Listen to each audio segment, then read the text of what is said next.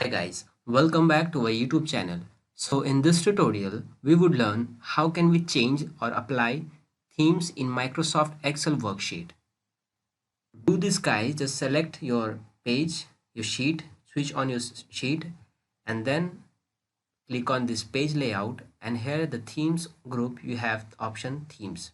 Just click on that, and just after clicking you have many of the options here guys, like organic, integral, gallery, batch, wisp, slice, basis, and much more. So if you just want a preview, then you can place your cursor on that particular theme. Like here I'm placing on this badge.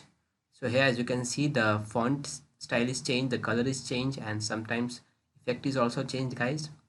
So to apply it, just click on that and it will be applied. Remember one thing guys, whatever the changes, the theme that you are making on this particular sheet, that same changes will apply to all the sheet of that your particular workbook. Okay, so as you can see, the changes is applied to the remaining sheets. Similarly, if you don't like this and you want to change again, then you can change it whenever you want.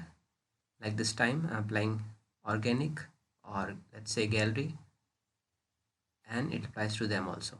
Okay, so guys, this was all about themes. That's all for today. Thank you.